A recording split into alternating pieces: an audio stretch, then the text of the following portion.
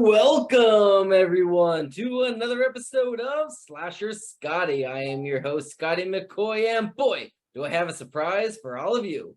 I have on Zoom with me right now James Taffurelli, and he played Jason Voorhees in Victim No More. How you doing, James?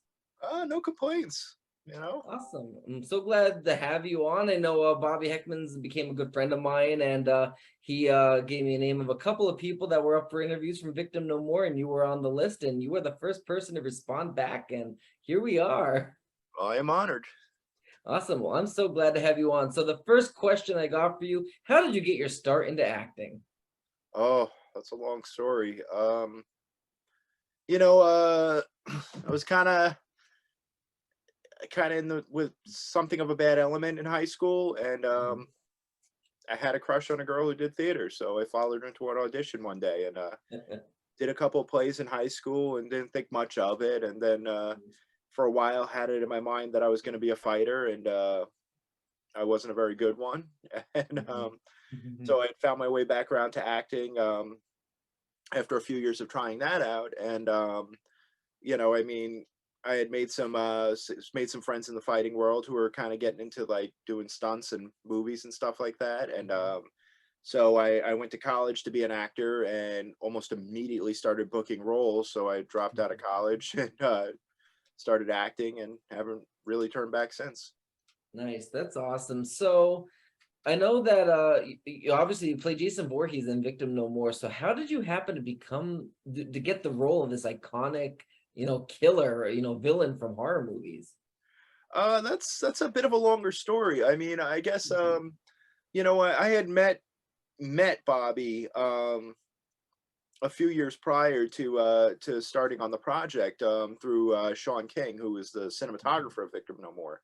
Now, Okay. me and Sean have been working together for, I'd say, the better part of 15 years.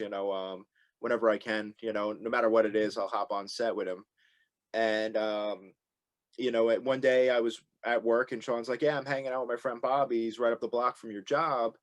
Do you want to come hang out?" And I came by his house, and we watched The Fly 2 and a few episodes of Alf. And turns out that there's this guy that was just as 80s minded as I was, because I love 80s movies and music and all that. And we hit it off, and but didn't really see much of each other. And then a year or two later, he started the crowdfund for Victim No More. Now, me and my wife also run a design company, so I had reached out to him about us doing props and costumes, and Sean King had doubled down on it and said, "Listen, these guys are good. You should bring them in." Um, and then I had met with Bobby initially, and I'm like, "Listen, I mean, now I'm a hard sell as Jason. I'm 5'11", not even 6 feet, 6 feet with boots on."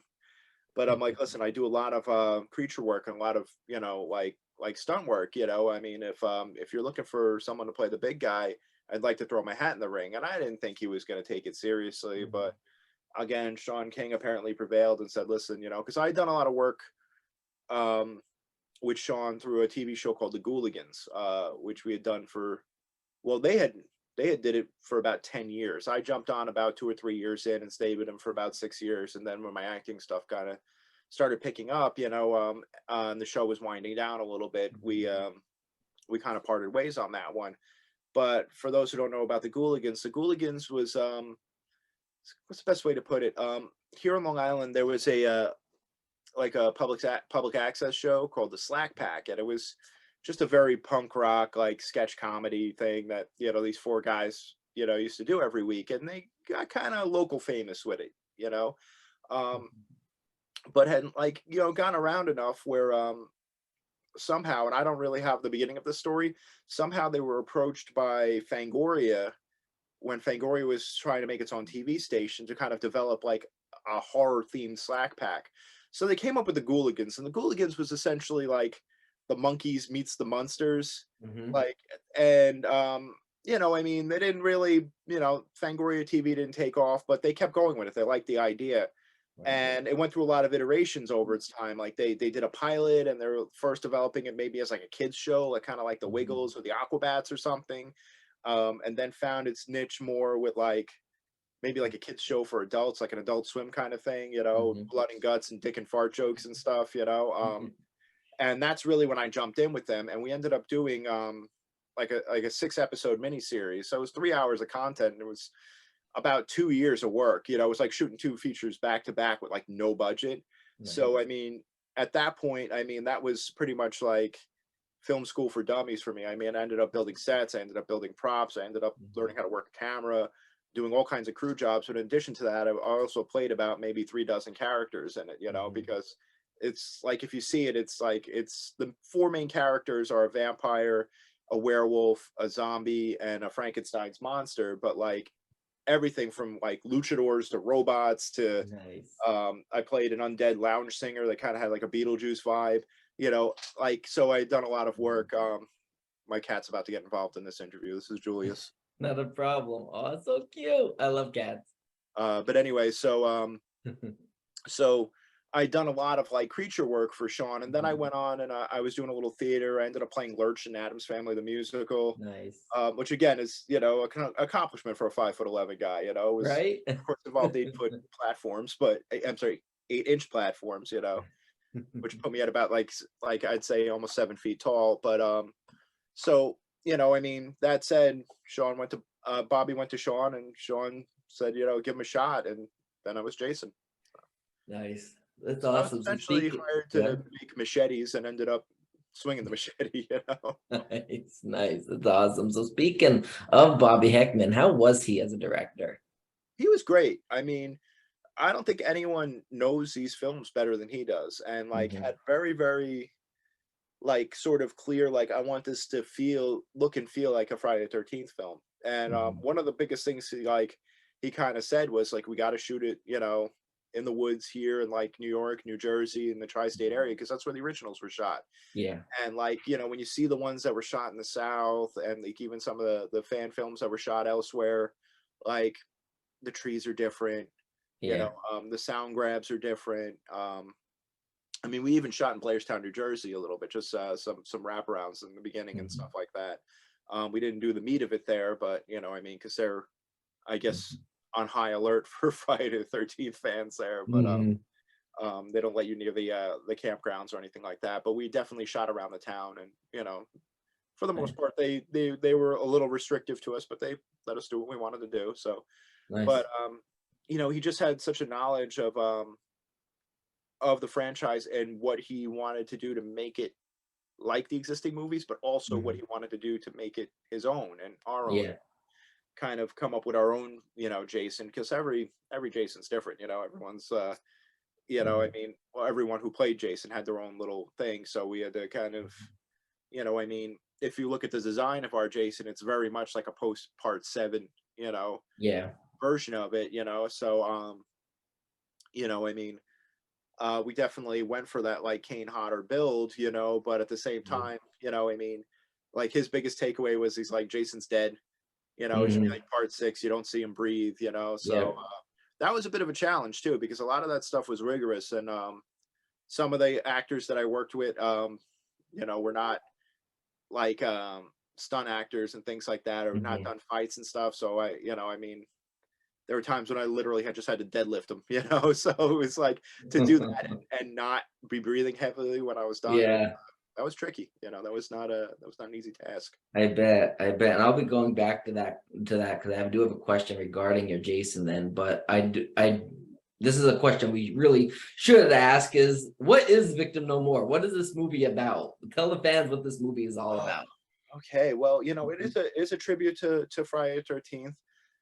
We were aiming at it being, a 40-year tribute to Friday the Mhm. 13th, but the pandemic had other things to say about that. So it Yeah. was initially supposed to be released in fall 2020.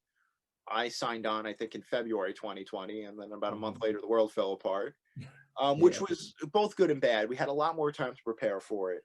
So we Mhm. really came in ready. I had a lot more time to prepare for it. So I had a lot of more time to like kind of work out and get myself into the physicality I needed. Mhm.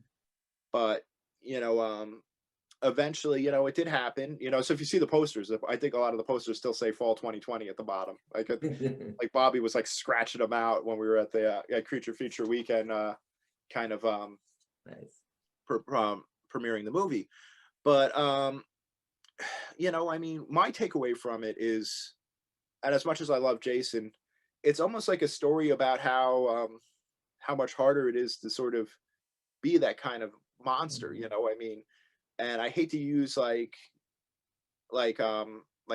well, somewhat current events as an allegory, but I mean, you take like someone like Harvey Weinstein, Mhm. who was a complete and utter monster, and had zero consequences for decades and decades and decades, Mhm. until one day everybody just sort of got together. I mean, Yeah. they banded together, and I mean, I don't think that we live in a world where that could happen anymore. Right. And I mean, I'm not saying that, I mean, I don't want to give away too much of the ending, Mhm. but I mean, it's pretty obvious from some like from the teaser poster stuff that maybe Jason's not the only one who's doing a little hunting in this Okay. thing. And it's really about, I'd say, victims and survivors finding each other and finding strength Right. in each other. You know what I mean? That's something that's very inspiring and happens every day. And Mhm. they people kind of find strength in each other. They face their monsters, but in this case, they're quite facing a literal monster. I mean, Yeah. Right. so I mean, it's really, it follows somebody who's got PTSD by proxy from stuff that his Mhm. parents went through with their experiences with Jason and Crystal Lake, and he was sort of this shadow that haunted him his whole life. Mhm. And he set out to prove that Jason was dead and gone and that he wasn't a threat anymore. And unfortunately, you know, uh, yeah, that didn't really work out for him. And then you throw some true crime nuts into the mix, and things Mhm. never work out for them. And you have yourself a little movie.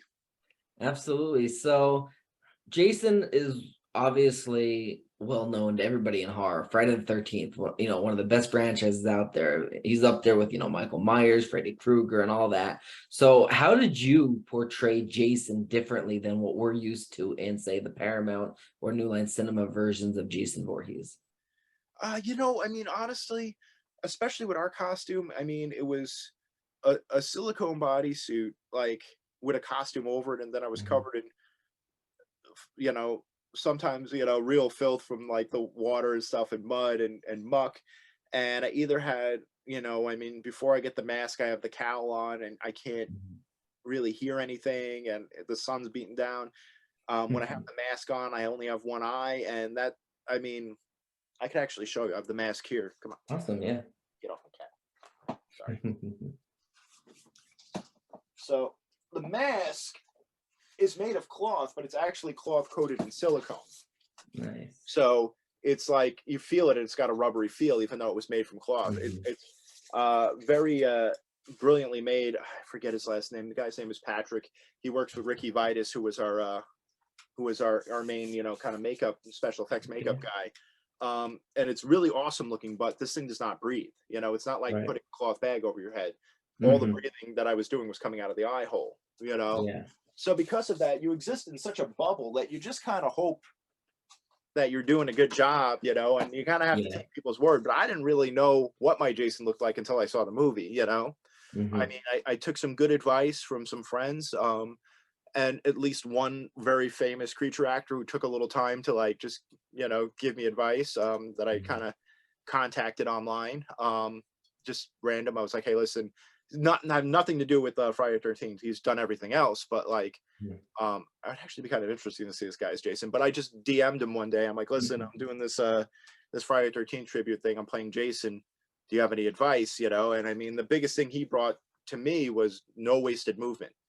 Mhm. He's not actually really a person. He's more of a force of nature. He doesn't shift Right. his weight. He doesn't, he doesn't, Yeah. look around. He doesn't scratch his ass. He just really, it's all direct movement. I mean, Yeah. whatever he's doing, he's driving himself through it, not around it, not towards it. And Mhm. beyond that, it's just a matter of just filling yourself with rage. Right. That's all it is. It's just a force of anger. I mean, be it Yeah. his mother's anger, his own anger. I mean, that's the Mhm. only emotion. But it's not like I don't know. It's not like a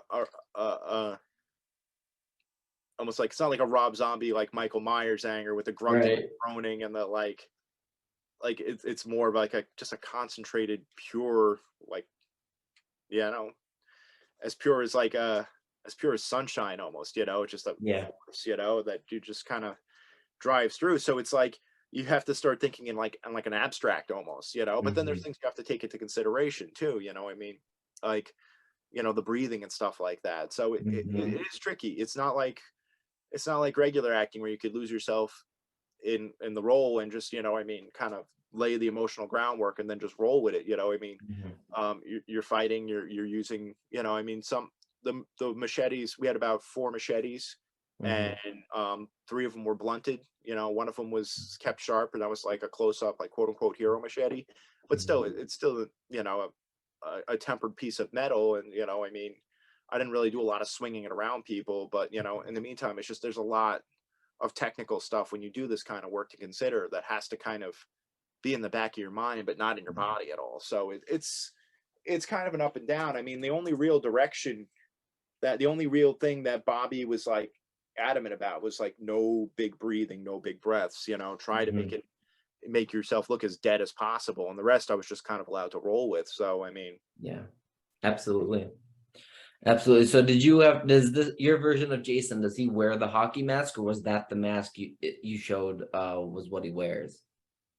well, I mean, again, I think our, even though it's not really a defined timeline, I think our movie is post part 7 when Okay. Tina Shepard kind of blew the mask off his face. Yeah. So he does have a moment where, like, I mean, if you see Sean's character, who's pretending to be Jason and has the hockey mask on and tries to scare his Mhm. friends and his sister and stuff. Jason has a moment and he's got the hockey mask in his hand, but it's not his hockey mask. There's no gash where the axe hit him. It's not his Mhm. mask. So maybe it was a piece of shit. It was like a Spirit Right. Halloween mask. He didn't want it. So there's no real definitive reason why he decided to go with the bag head, but he's a Right. bag headed Jason. Yeah, and honestly, I mean, the hockey mask might be iconic, but if you watch part two pre-hockey mask, that is a frightening Jason, seeing him with Oh that yeah. pillow over case over his head, a potato sack or whatever it was. That's freaking frightening, just seeing a random, person with a pitchfork and and not a pitchfork, a pickaxe, and a bag over your head trying to kill you. That's freaky. Yeah, I mean, I always love the bag-headed Jason, because Hmm. again, it's such a, you know, I if something could give you less, than the hockey Hmm. mask, it's the bag. Because really, I did a lot of eyeball acting. It was really just my Hmm. eye. It's a lot of close-ups, and luckily, I could go all googly eye in my skull. I could really control them pretty well. I think at one point somebody asked Bobby if my eyes was CG, which I was like, oh, that's a compliment right there. I like that. That really is, because I mean, if you can make somebody think that your eye is actually CG, then that is impeccable acting and impeccable cinematography. But yeah, I mean, but again, like something about when you put that mask on, especially the the bag, it's like nobody could really see. Like with the hockey mask, you could see my face through it a little bit. If Mhm. you're close enough, you could see that I'm in pain. You could see that Right. I'm goofing around or whatever. But when the bag's on, they get nothing. And I was legitimately scaring people on that set. Like Nice. when I was in full costume, Hans, the kid who played Robbie, was like my wife was also on set. She was an associate producer, Mhm. and it's actually the girl with the bow and arrow at the end. That's my wife. Nice. So she was there a lot, and she said at one point, like Hans turned to me and he's like, James is fucking scary in that thing, I mean, and there were a couple people who just didn't want to get close to me when I was in the mask. Right. Um, but Yeah. it was. That's awesome. And obviously you are a Friday the 13th fan. So which film in the main franchise is your favorite, and what one's your least favorite? Oh, Tough it's one. like, Hot seat. yeah, it's like Jason's always been my favorite, so it's like you're making me choose between my children. Um, and it fluctuates a little bit, but at It right now does. at this moment, I would say 4 is always going to be my favorite. Mhm. Part 4 is always going to be my favorite. I guess maybe because it was one of the first ones I saw, I connected with it. Creature Feature Weekend, I got to meet and spend time with Kimberly Beck, and she's Mhm. an amazing human being. So that made me Mhm. like Trish Jarvis even more, which made me like the movie Mhm. even more. So four's not going anywhere. You know, Right. I'm also a huge Back to the Future fan, so like just having Crispin Glover and anything, would give me Yeah. points. Um, so I would say uh my favorite is top. It would have to be Part Four. Um, and while they all have their merits, you know, listen, I have to say Jason X is my least favorite. Like, Mhm. I like it less than Jason Goes to Hell, and Jason Goes to Hell is like a hard second on that one. Mhm. Um, but here's the thing: is I don't hate Jason X. I don't. Right. I think that they did a great job with a really bad idea. Yeah. It's not a bad movie. It's just Right. such a left field, asinine idea, and they did the best they possibly could do with it. Mhm. So like, I don't love it the way I love the other movies, but Yeah. I love it for its spirit. It's trying so hard, Right. and it somehow manages to succeed with the most asinine version Yeah. of a Friday 13th flick you could do. So yeah, I'd say yeah. So Yes. I mean, in between, like I'd say a close second to Part Four would be Part Three. I like 6 and 7. I love 2 because I love Jenny. Um, the first one has its place in my heart, but I don't know. I They mean, usually say oh, you can't do better than the original, but to be honest with you, the original Friday the 13th wasn't as good as many people make it out to be. yeah, well, that's the thing. It's like I really love Jason as a villain more than I love Patrick Yeah. Voorhees. So, um, but take it a step further, I don't think that they got Jason perfect until like three, 3 or 4. Yeah. Is Yeah. where they really figured him out. I Yeah. mean, I love Part 7. I love them all, but I mean, I could sit here and tell you what I like about all of them. Like, I love Part 5 because it's just trashy. It's just the Right. trashy one, you know what I mean? Yeah. Nothing about it. Part 7 was the first horror movie I've ever seen, and then that got me into wanting to watch all the Fridays from the beginning, and then into Halloweens and Nightmare on Elm Streets and Screams and so on and so forth. And I was like 8 years old, maybe no, 6 years old. I was young. I was really young when I watched it, and I'm friends with Laura Park Lincoln. When I first told her that, she yelled at me, "I wouldn't even let my kids watch it till they were an adult." Yeah, I got into horror kind of young too. I was a kid in the 80s, and it was very much Mhm, the mom and pop video store era. mhm. And I used to sneak away from my dad and go into the horror section. And like, I mean, oh man, the cover art on old Yeah, horror VHS was, which just yeah, it was so amazing. And I would just sit there, and eventually, I mean, I got to be honest, like I was 7 years old. My dad let me watch RoboCop.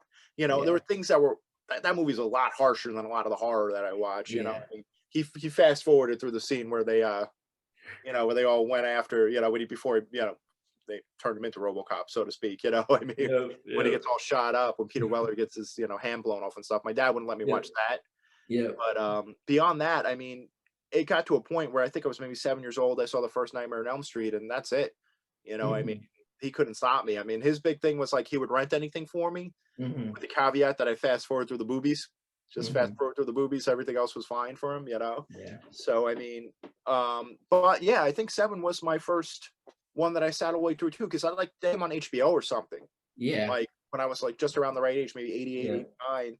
I mean, I had seen bits and pieces of other ones, and yeah, like Jason was, Friday 13th was popular, but Freddy was unstoppable in like 80, yeah. 87, 88. Like we Mhm, had like a syndicated station called WPIX. It's kind of like legendary here for like, they mhm. would just show Nightmare on Elm Street. It was a, it was like, it wasn't a network, but it was like, it wasn't cable TV either. I mean, Right. they'd edit the hell out of it, but still, you can, they'd be like, "Oh, Halloween special, watch Nightmare on Elm Street 2." Yeah, I mean, again, they would cut out the worst parts, but it was still like I could still go to my friends and say, "Oh, I watched it. I wasn't scared." right. Um, Yeah, I know that, like, I always picked my horror movies. We had a local, rental store back when they were a thing. It wasn't Blockbuster, and it was called Black Diamond Video Rental, and, I would always go there and rent my videos, and, oh my god, like, it shows your age when you can say that you actually picked a movie based on VHS box cover art. oh, well, this mine was called Video City, and Video City was fucking badass. Video City, Nice. first of all, had was a video store, and you Mhm. get Garbage Pail Kids there, and they had the arcade stand-up Rampage. Like, Nice. remember Rampage? It's like, Yes. fucking Yeah, with the ape and the the whatever. Yeah, the yeah. So gorilla. that was like my mecca. I mean, my Nice. parents were split, and I used to go with my dad on the weekends, and the video store was right up the block. He lived in Brooklyn. We used to just walk Nice. there, and I would just eventually, because I had a younger brother and stuff, so it was like Hmm. tricky. He would get nightmares. He would Hmm. get scared. So it was like there was a lot of like gateway horror in those days Right. too. Like a lot of movies that were not quite horror, but were kind of Yeah. horror. That we watched, Right. like Big Trouble in Little China, or like Hmm. Aliens, House 2. I loved House 2 as a kid for some reason. Nice. I'm Yeah. trying to think what else was some of the other ones. Tremors. Yeah. Like if we could hit it at the sci-fi angle and not tell my little brother it was a horror, we used to be able to watch it because me and my older Nice. brother loved that stuff. And then it was also like, we had cable and HBO and like Hmm. Showtime and stuff like that. They didn't really like pad their programming. Like they would just throw on like a horror movie Yeah. at like 3 in the afternoon when you got home. I mean, I think Hmm. actually the first time I saw anything of a Friday the 13th flick, I thought I was watching Meatballs, until Jason showed up and started killing people. I mean, so you know, and then when I Yeah. was watching like Meatballs 2, I kept expecting Jason to show up and kill Flash. So I mean, Nice.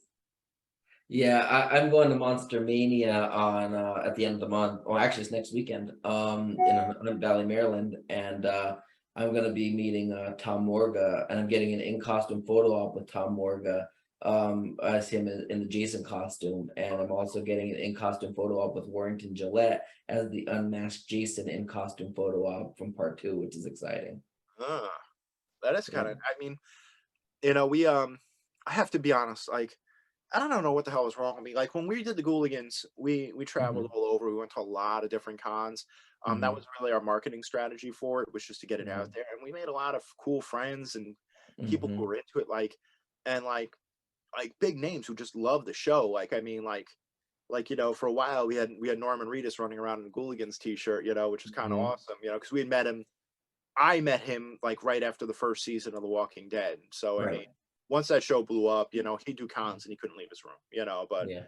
he used to be someone who'd come and hang out, and like we just Hmm. made a lot of cool friends and doing it. But like more so than that, it was like the community at a horror convention, like because we just did Creature Feature Weekend, which is a great con. If you're ever Hmm. in the Pennsylvania area, I think they're going to start doing it in March now. It was just Okay. such a good time because it was like, I don't know, it's such a great community. I really can't put my finger on it, because it's like it's one of Yeah, those I like first met Bobby Heckman at Creature Feature down in down in Carlisle, I believe it was a couple years ago. That's where I first met him in person. And I wanted to go to the one this past year, but I was doing a book signing up in the one in Gettysburg. I was doing a book signing down in Linthicum Heights, Maryland at the Pop and Horror Con or whatever it was down there. Or I really wanted to go because I know Victim No More was playing. I wanted to see Bobby and I wanted to see the movie. And of course, meet Kimberly Beck. And I was like, oh, why is it the same weekend? yeah. Last weekend in August. But what the thing is, like, I was saying, me and my wife have this design business, and we dabble Hmm. in, like doing like cosplay commissions and stuff like that for people, Hmm. and so we kind of dipped our toes into like the sci-fi anime convention world. And Yeah. I have no disrespect to people who are into that stuff, but like it's there was aspects of it that were kind of toxic, like people Hmm. didn't get along. Every other day I feel like they'd be like, yo, this photographer's a groper, don't let him take pictures of you. It was just this like, Right. and again, there are wonderful people and I have wonderful friends who are into that, but it was just like I thought it would be like, like my experiences doing the horror cons, and then like we do Mhm. this thing and it's like I walked Yeah. out of there with like a dozen new friends, and I Nice. forgot about that aspect, and it's like if somebody's like into this movie and you've never seen it, they're not like, oh, you Right. suck because you haven't seen the movie. Like they get excited because they want to tell you about it. They Mhm. want to be the one to introduce you to it. And Yeah. that kind of enthusiasm is, I think, what I love about fandom as a whole. Absolutely. It's like finding Yep. people who are passionate about it, who you can learn from and who you might be able to like learn from them. And, maybe one day you find people you could create something with. Yeah. I mean, and that's something I've kind of come into as I was older too, is that like, I've gotten older. When I was younger, it's just like I just had to be in the middle of everything. I didn't like Mhm. watching things. I just wanted to to like, oh, you're working on a movie, I want to be in it, I don't want to see it, and as you Right. get older, you get more comfortable, like, well, you don't always have to be in the parade, you can watch the parade too, so it's like Right. I've been really excited about like some of the work my friends have been doing, or like just new friends, have been doing, Yeah. I mean, and like I have my things I'm working on, and like my friends and my crew, but it's like Mhm. just such a good place to kind of find out what's going on, what people are into, what they're up to, I mean, Mhm.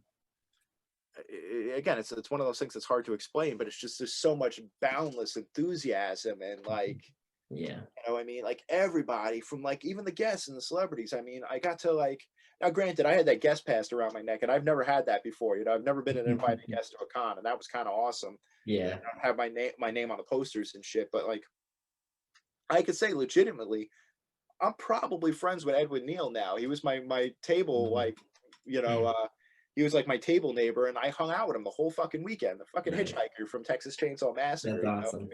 And the first 5 minutes I nerded out with him, but then it was just like a really awesome, interesting guy, and we would Yeah. swap stories and throw, they had this trick or treating thing, so we were throwing candy bars at each other and shit the whole time, Yeah. I mean, That is awesome though. And Victim No More is I didn't see it yet. I can't wait to see it. For those that do want to see it, is it available now? Where can they see it, or how can they be able to see this, or when? well, it's free to watch on Vimeo and on YouTube. You could Okay. go to either one of those sites and just search Victim No More Film.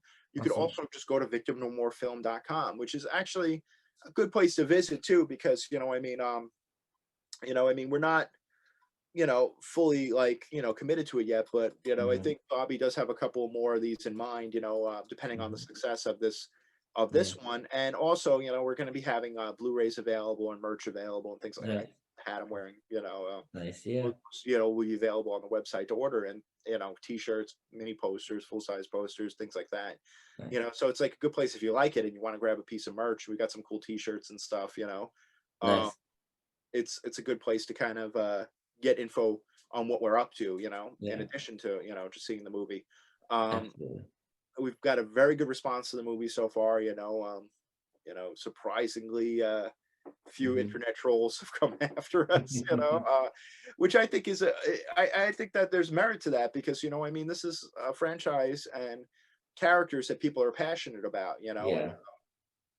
to have I mean, to have people embrace it this way, and Mhm. I mean, you could very easily be like, oh, what are you doing? You can't make a Jason movie, it's like that kind of thing. Mhm. And we Yeah. do have a lot of like really cool like guest stars involved in the movie as Nice. well, both from the Friday 13th franchise and from other Nice. franchises, and that's um I mean, we could talk about them if you want. I mean, Bobby's gone on and pretty much spilled the beans about all of this already, Go but ahead. Yeah, I didn't see it yet, but I mean, I'm okay with spoilers. all right. Well, I mean, the one that isn't a spoiler is Jill Whitlow from Night of the Creeps is in it, Yes. and she was amazing. Um, I mean, pretty early on, my listen, my wife's one of these people who can like, like she doesn't know how to do something, and she like will open a Mhm. book or look at a YouTube video, and she's like great at it. She's a real Yeah. Swiss Army knife. So like she quickly rose from a costumer to a costumer slash actor to a Mhm. costumer slash actor slash script supervisor to a Mhm. costumer slash actor slash script supervisor slash location scout to a costumer slash you know actor Right. associate producer. She became a producer at this point, and so like I mean, like having her involved and working with me, like Mhm. I I felt like, I mean, like now having her as a producer, like I would be on set on days when like I wasn't playing Jason, Right. just because I mean I could hold a boom mic or a bounce board or Mhm. something like that, and that's that much less, that it's got to Mhm. come out of Bobby's pocket and not have a PA that day. So the day that Jill was on set, it was really just Hans, Jill, me, Mhm. Bobby, Sean, and Dino, the AD, and I was really just there to like hump equipment and maybe hold it up. Oh, and our sound guy Tim was there as well. So I was Mhm. really just there to hump equipment, go get lunch. I was pretty Right. much PA of the shoot, so I got actually to sit and talk with her a little bit. A lot of that conversation, I hate to say, was about Tom Atkins. Like Mhm. I could not bring him up, but she was a very, very sweet woman, and she was a Nice. great actor. And I mean, like, Hans is a very, very talented stage actor, but doesn't have a lot of film under his belt. And she really Mhm. was, I think, instrumental in kind of Nice. helping him make the adjustment. Like, she sat down with Awesome. him, really worked through the dialogue with him while we were setting it up and stuff. And I think we had a pretty successful scene with her. Um, Awesome. really awesome, really open to talking about like Night of the Creeps and stuff and Nice. Weird Science and all the cool shit she's done. So that was a really awesome experience to meet Mhm. her. Um, we have voiceover appearances by both Kimberly Beck and Amy Steele in it too. Nice. Um, Amy was, I think, initially supposed to be in the movie, but there was we shot it right in the middle of the pandemic, and to do a cross country flight while shutdowns were happening and stuff like that, Mhm. it wasn't practical. Yeah. But she's still, she's good friends with Bobby, and she still like, did some voiceover work for us and stuff, and really, Mhm. was as involved with the movie as she could be, and that was kind of Nice. awesome. And Kimberly Beck, I mean, I can't give away, I don't want to give away too much, but Yeah. she provided a voiceover for us as well. And um, to be honest, I wasn't even aware that she gave us a voiceover till I saw the movie, and that was like Nice. the day after I met her. I saw the movie the week prior to that, but like Mhm. I I I got to meet her just a few days later, and I mean, talk about an amazing person. Like, you ever get a Mhm. chance, just sit down and just listen to her story. I mean, she's Yeah. that woman's had one hell of a life. I mean, I really got to Yeah. say. I mean, but and then we also have Kathy. Catherine Mary Stewart is our second unit director, Nice. and she actually stepped into a small role in the film as well, and Mm. she was amazing. Like, she was incredible. I mean, I have nothing but nice things to say about, like, getting Awesome. to meet her. I mean, to the point where, like, I mean, one of we can't really. I think Bobby calls it the secret location. Like, we kind of might have blurred some lines on the big location, the campground. We Mhm. I can't really tell you where it is, but we definitely like rented an Airbnb near the campground and kind of just walked over there and used it, and nobody bothered us, but like, Right. it definitely was not, we definitely didn't have permission. But um the location was very, very interesting because it was an old camp, Mhm. and they had built a new camp on the grounds, on the other side of the Nice. grounds, and left the old camp to rot, except for like the counselor's lodge, which they rent out as an Airbnb, but like hasn't really been updated. It's Mhm. it's like, I don't know, man. They slept there. I only lived a half hour away. I'm like, I'm going home.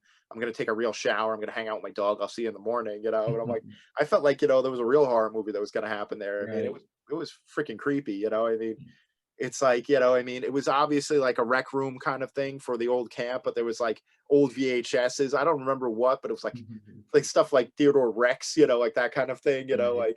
like shit like that in there. And she came even on days when she wasn't really in it or wasn't directing, just to like be involved and like, Mhm. like kind of help out. Like, she came and Yeah. stayed in this freaking grody cabin with us, and um went into the tick infested woods, and trust me, there was fucking bugs on this shoot, man. Oof.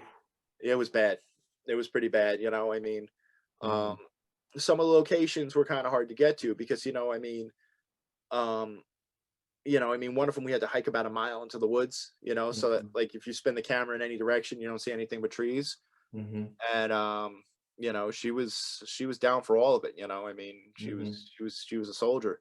So it was like really, really cool to get to know her and work with her, and put on Weekend at Bernie's with her in the room. That was kind of Mhm. funny. But yeah, so I mean, yeah, we had some really great people behind this thing. And I mean, That's not to awesome. downplay, like, you know, like Sean Jordan, Deanna, Joe Winchell, like our core cast, as well as, I mean, all of the final girls that appear in it throughout different points. But like, everybody brought their A game, and it was kind of Nice. great. I'll be honest, both Sean Jordan and Joe Winchell are a good 2 or 3 inches taller than me, which was listen, again, at 5'11", I've never felt short until I decided to play Jason, and then like all of a sudden I'm a deep for about my height.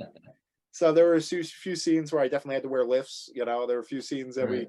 got creative with camera angles. You know, I mean, Nice. but it definitely works out. You know, I mean, I watched it. It plays. I look bigger than everyone. It's fantastic. Deanna's great. She's probably like 5'2". I look like a monster next door. I didn't have to do anything. You Nice. know, but Nice. Yeah, I just set up an interview with her the other day for early, I think it's like early to mid October. oh, Yes, I'm she's excited. fantastic. Just something so natural about like her Mhm. work, and you'll see when you see the movie. You know, it's just Yeah. you know like these kind of characters. They have very little time on screen.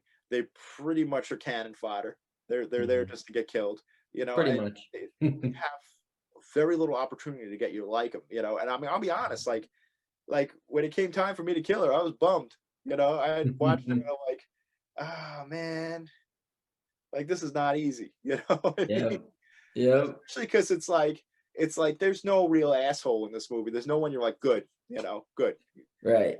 We They're know fucking Friday the you 13th know Part 7, they had a lot of assholes. exactly. You know, I mean like when when Jason, I forget her name, the chick with the pearls. When Jason pitches her, Melissa. yeah, when he pitches her across the room, I was, you know, you Yep. know, there's nothing like that. There's some really fun creative kills in this thing, but like I mean, Yeah. I'll be honest, man. Jason's a fucking dirty bastard in this one, man. He's Right. Yeah. When not like funny. going back to Melissa, just when like she's gonna get it. You see Jason getting the axe, and she's like, "Fuck you! No, no, no! Fuck you both!" And whack, and then tossed over the TV. That's freaking epic. And Yeah. you know, I I just can't wait to see Victim No More. And Bobby, don't kill me for this, but I didn't even know it was on YouTube. I can't wait to see this now. I've been waiting for it to come out. I don't know how I didn't know. Even if it's been posted, I for some reason Facebook's algorithm, I don't see a lot of people's posts anymore. Well, and again, it's a 40-minute movie. It's not Yeah. particularly long. We call it a long short, and I think it plays like a feature length. I'm not saying like, oh, it feels longer than it is, but Mhm. it definitely hits all the points. You know, it doesn't feel Right. like it doesn't feel too short. Um, I mean, it does leave you with a couple of questions, and like Yeah. hopefully we get to do another one of these and we get to answer those questions. That'd be great. But and some So really again just a really badass ending that I don't want to spoil for you guys. You know, it really absolutely. um Yeah, so anybody that's watching this, check out Victim No More on victimnomore.com, on YouTube, Vimeo, wherever you can find it. Check it out. If you want to purchase merchandise or Blu-ray or whatever, you can reach out to Bobby Heckman. I'm sure you can get him on Facebook and other places. The last question I do got for you: do you have any other projects that you would like to promote to the listening viewing audience, or social media, websites, anything at all? not really at the moment. I mean, I'm taking it easy now. I'm doing a little Mhm. theater. If I can throw some shout outs to some of the people that worked on it. Yeah, absolutely. If you get a chance, I would definitely look into the work of Ricky Vitus. He was our Mhm. special effects makeup guy. That guy's about to pop. He's incredible. The costume was, I mean, now granted, we were supposed to shoot in early May. We ended up shooting in late August. So it went from nice 70-degree days to I was wearing this thing in 100-degree heat. And I don't wish that upon anyone. Yeah, But that's tough. I mean, because in order to get in this thing, I wore Under Armour and then had to be covered in baby powder. And then they pulled the suit on. Um, and then I have like kind of like I called them opera gloves, like long arm pieces that went over my hands, and then either the cowl or the hood. So Ricky, like, really honestly, was not only keeping me like looking wretched, but also keeping me from passing out. Like he was the one who was like, all Yeah. right, sit down. All right, we're gonna open the back. We got to take the gloves off. Like he was like really coaching me through how to exist in this costume in like 100-degree Mhm. weather. And I mean, Yeah. like to the point where it was like I had my own chair in the shade somewhere, and if anyone was sitting there, he's like, "No, no, you got to get up, got to get up. Jason's coming. Jason's got to sit."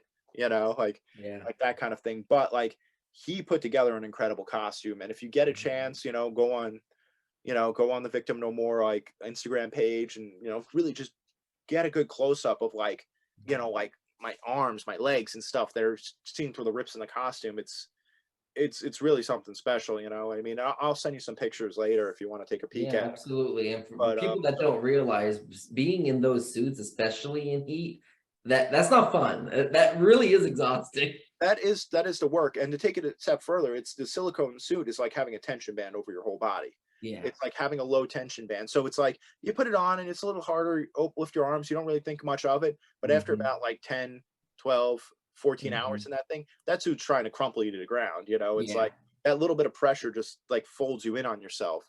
So Yeah. it's definitely, you know, a challenge. But yeah, Ricky Vitus Effects, you know, search for him on Instagram. He's doing some great work, and I mean, I'm Mhm. really expecting some great things from him. The other person I wanted to shout out to is Sean King, our cinematographer. And I Mhm. mean, honestly, the fact that this man doesn't have like a 4-year backlog of work and living in a mansion somewhere is beyond me, because he's the Mhm. most talented cameraman you've never heard of. You know, I mean, Nice. and a great director and like a great mind for like horror and genre and Nice. all kinds of different 80s things. I mean, um, right now his big thing that he's working on is he actually attained the rights to a movie called Boarding House, which is Nice. just an old, pretty shitty horror movie, but it's got its place in the lexicon. And the big thing with that one is, and this is arguably, you know, there's some debate between this and a movie called Sledgehammer, but like it's the first shot on video horror Mhm. film that to be converted, you know, Yeah. to 35 millimeter for, you know, for Mhm. projection. So he's got the rights to that, and he's kind of like they're making like old school like VHSs for it and stuff. But he's got some fantastic work under his belt. And the one thing that my favorite movie that he's done is a movie called Like Me Deadly, Nice. which you can like just search on YouTube. It's free to watch on YouTube. So if you just search Sean King Like Me Deadly, it's a really great fun like horror short. You know, it's just really Mhm. well shot and really kind of like well done and mean, and it's just you got to check it out. So Nice. those are two people that were involved in this movie that you should really keep an eye on and watch. You know, I mean, Awesome. I honestly think that, you know, they're both bound for some really great things. Awesome. Well, I thank you so much, James, for joining me tonight. Definitely check out Victim No More if you haven't seen it on YouTube, Vimeo, victimnomore.com, like I mentioned, and check out Bobby Heckman, of course, and get your merch and everything like that. I thank you, James, for taking the time to talk about Victim No More. I learned a lot about it. I didn't see the movie yet, but now I have a lot of things to keep an eye out for, which I'm really excited about. Well, hit me up once you watch it because I want to hear what you thought of it. Yeah, I absolutely will. I thank you so much. You have a great rest of your night. Thanks. Same to you. It was good. It Yep. was good talking to you, Bye. Scotty. Bye.